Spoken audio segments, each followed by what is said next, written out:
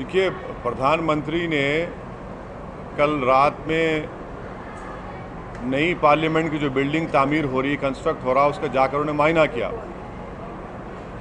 मेरा मानना यह है कि भारत के संविधान के लिहाज से हमारे मुल्क में theory of separation of powers है और सुप्रीम कोर्ट के जजमेंट के मुताबिक वो बेसिक स्ट्रक्चर का हिस्सा है संविधान के। और theory of separation of powers का मतलब ये है कि एग्जीक्यूटिव लेजिस्लेचर के काम में मदाखलत नहीं करेगा, ना जुडिशरी के, सब इंडिपेंडेंट काम करेंगे। तो प्रधानमंत्री जो है वो संविधान के लिहाज से theory of separation of powers के लिहाज से एग्जीक्यूटिव का हिस्सा हैं। अगर प्रधानमंत्री सिर्फ अकेले जाकर नई पार्लियामेंट की बिल्डिंग जो कंस्ट्रक्ट हो रही है उसका मायना करेंगे, इंस्पेक्ट करेंगे, तो मेरा मानना है वो गलत था। क्यों गलत था? क्योंकि वो theory of separation of powers के ख़िलाफ़ उनका ये स्टेप है। दूसरा, उस हाउस का जो कस्टोडियन है वो स्पीकर है, स्पीकर ऑफ लोकसभा, वो उनके साथ क्यों नहीं थे? ये ऐसी जगह नहीं है कि प्रधानमंत्री निकलकर राष्ट्रपति की रोड का मायना कर लें।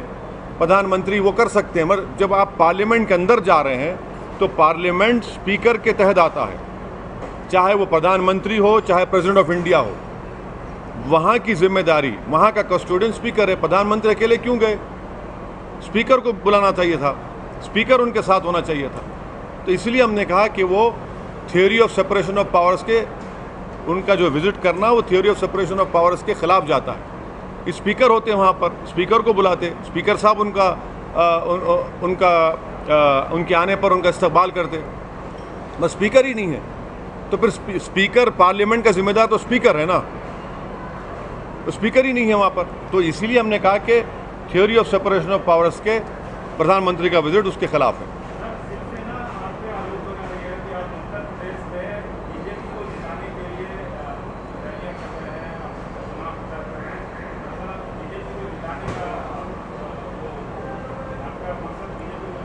ये डुगले हैं, नंबरी डुगले हैं, इंटेलेक्चुअल करप्ट हैं। इंटेलेक्चुअल डिसऑनेस्टी इन लोगों में है कि महाराष्ट्र के चुनाव में बीजेपी के डाइस से दोनों पुकार रहे थे असदुद्दीन ओवैसी के खिलाफ। दोनों पुकार रहे थे कि ओवैसी को रोको, ओवैसी को रोको, ये एंटी नेशनल है।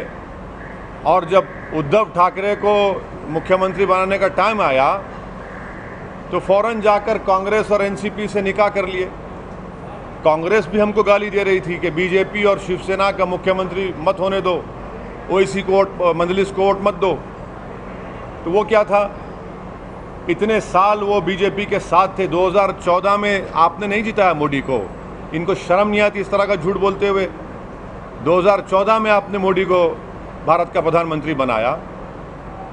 आपने हर इलेक्शन में मोदी के कैंपेन में हिस्सा लिया।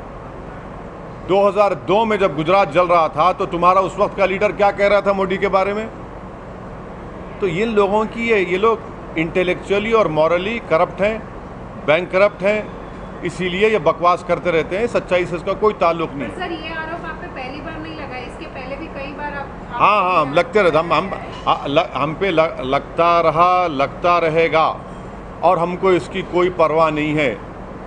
ये तमाम के तमाम जो इल्ज़ामात लगा रहे वो बौखलाहट का शिकार हो चुके हैं, परेशान हैं, इनको समझ में नहीं आ रहा। और मैं आपको बता रहा हूँ कि एक दिन आएगा दोबारा शिवसेना बीजेपी के साथ गोद में बैठ जाएगी।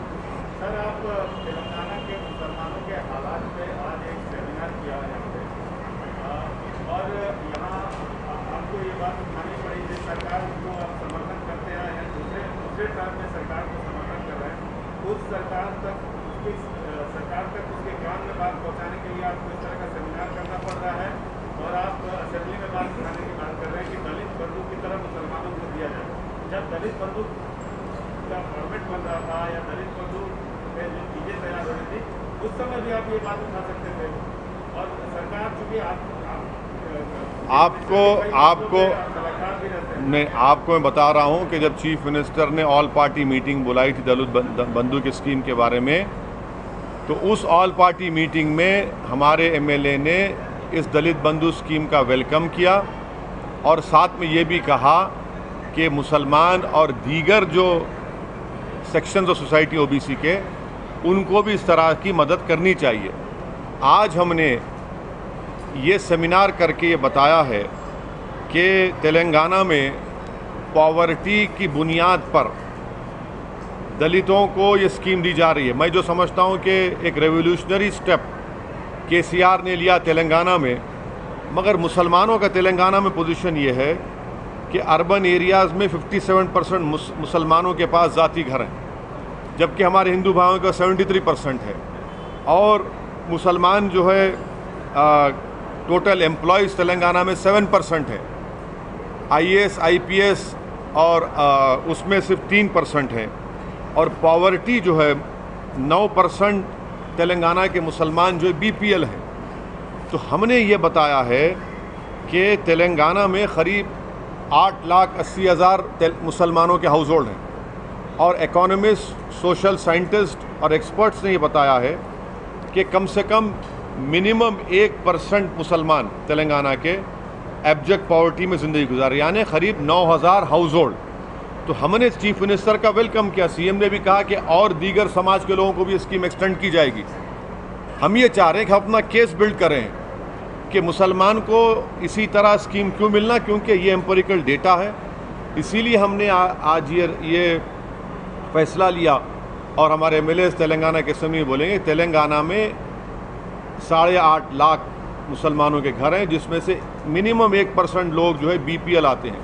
तो उनको अगर आप देंगे 10 लाख एक मेंबर को, तो 900 करोड़ का स्टेट के ऊपर फाइनेंशियल बर्डन होगा। जबकि खुद मिनिस्ट्री ऑफ माइनॉरिटी का बजट यहाँ पर जो पूरे देश में अगर आप देखें कहीं इतना बड़ा बजट नहीं है, 1600 करोड़ बजट है।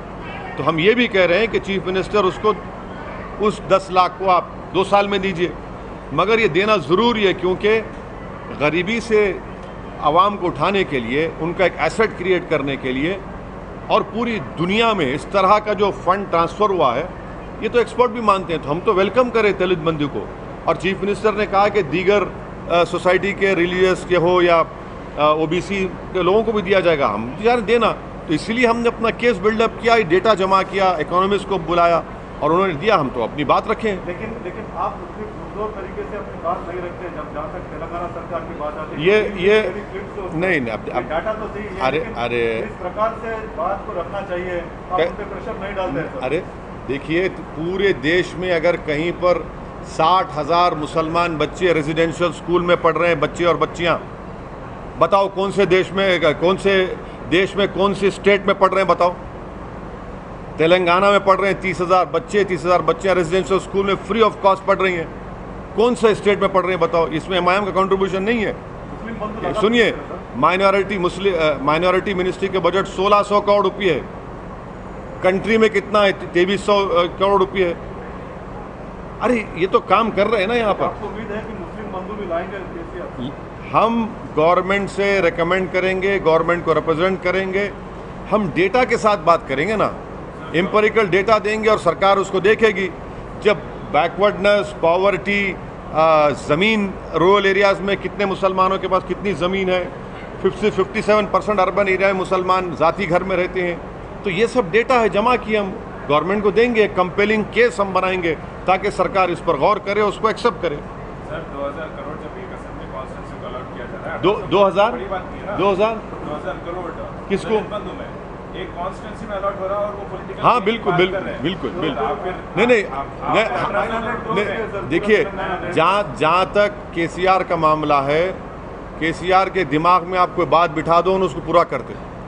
तो हमारा काम ये है कि जाकर उनको, हम पूरे लोग जाएंगे, ये डेटा देंगे और उनको बताएंगे कि तेलंगाना की और प्रॉस्पेरिटी के लिए, तेलंगाना की मजबूती के लिए जो एक रेवोल्यूशनरी स्कीम का उन्होंने आगाज़ किया है दलितों के लिए, उसको मुसलमानों को ही मिले, ओबीसी को भी मिले, शेड्यूल ट्राइब को ही मिले, सबको मिले।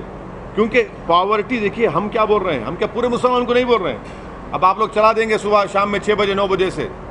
हम क्या कह रहे हैं कि 8.5 लाख मुस्लिम हाउस होल्ड तेलंगाना में है, जिसमें से 1% हाउस होल्ड जो है वो बिलो पॉवर्टी लाइन है, मिनिमम। वैसे तो 2% भी हो सकता है, मगर हम कह रहे हैं मिनिमम। और उसके लिए आप 900 करोड़ रुपए दो, 1600 करोड़ तो बजट है। अगर आप 1 साल में नहीं दे सकते 2 साल में दीजिए, मगर हम ये चाह रहे हैं कि बेनिफिट सबको मिले और मिलना भी चाहिए। सर, अभी रिसेंटली प्रधानमंत्री नरेंद्र मोदी यूएस गए थे, जहाँ पे जो बाइडेन और कई सारे बाकी टॉपिक्स पे भी बातचीत हुई थी, तो उस पर आप क्या कहना चाहते हो? टेररिज्म पे भी बातचीत हुई थी। अभी रिसेंटली अफगानिस्तान में जो सिचुएशन देखी गई थी, यूएस भी उसको एंटरटेन नहीं कर रहा है, तो आप क्या डीलिस्टिंग और लिस्टिंग पे आप बात ही कर रहे थे, उस पर भी थोड़ा नहीं मालूम ना अभी सरकार क्या करने वाली है, सरकार बता ही नहीं रही है ना, क्योंकि सैंक्शन कमेटी की चेयरमैन भारत है। तो ये सरकार को बताना चाहिए कि तालिबान को डीलिस्ट करेंगे या उनको टेररिस्ट ही रखेंगे। अमेरिका तो चाह रहा है कि उनके ट्रैवल रेस्ट्रिक्शंस में और ईज पैदा हो जाए, अमेरिका तो चाह रहा है। अब ये सरकार को बताना चाहिए।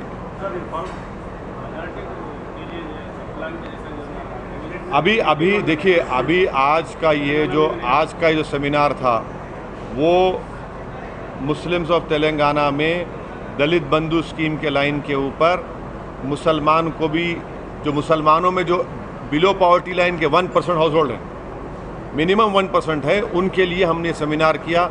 ये चीज़ को हम असेंबली में हमारे एमएलएज उठाएंगे, हम लोग जाके सीएम से मिलेंगे और उनसे बात भी करेंगे। सर, आप हर बार फार्म लॉज पे अगेंस्ट खड़े, फार्म लॉज के, और आज भारत बंद अनाउंस किया गया है, तो उस पर आप हाँ, भारत बंद में है, भारत बंद हो रहा है। करते हैं? हाँ, भारत बंद बिल्कुल कर रहे हैं, हमारे लोग कर रहे हैं, उसमें क्या बात है, बुरी बात क्या है, बिल्कुल हो रहा। अच्छा सर, आखिरी सवाल, उत्तर प्रदेश आप कल के 2 दिन आपका दौरा था, तो अभी जो कल के दौरे के बाद आपको ज़मीनी हकीकत क्या दिख रही है, ग्राउंड रियलिटी वहाँ पर क्या दिख रहा है? नहीं, ग्राउंड के ज़मीन पर तो एमआईएम का जोर है अच्छा खासा। हर जगह जहाँ हम जा रहे हैं आवाम बेलौस तरीक़े से निकल कर आ रही है, बड़ी बड़ी हज़ारों की तादाद में आ रही है। अब हमारे लिए ऑब्जेक्टिव और चैलेंज ये है कि उसको वोट में कन्वर्ट करना, तो हम उसकी कोशिश कर रहे हैं। कैंडिडेट्स की स्क्रीनिंग वगैरह शुरू कर दी है सर? अरे हर काम आपके सामने क्यों बोलेंगे, जितना बोलना है उतना बोलेंगे, जितना नहीं बोलना है नहीं बोलेंगे। सर, मौर्य जी भी अब्बा जान के बारे में कमेंट्स, हाँ, मौर्य जी से भी जब पूछा गया था अब्बा जान के बारे में कमेंट्स, वो भी मना कर रहे थे, तो आप मतलब उसी अब्बा जान के कौन पॉलिटिक्स की रहा है, कौन जो मौर्य डिप्टी चीफ मिनिस्टर, क्या बोले वो बोल रहे कि नहीं अब्बा जान मतलब उस बात पे नहीं, हम तो विकास पे लड़ेंगे चुनाव। कौन सा विकास पर लड़ेंगे? 33 लाख यूपी के नौजवान बेरोज़गार हैं, अनएम्प्लॉयमेंट पोर्टल पे उनका नाम है।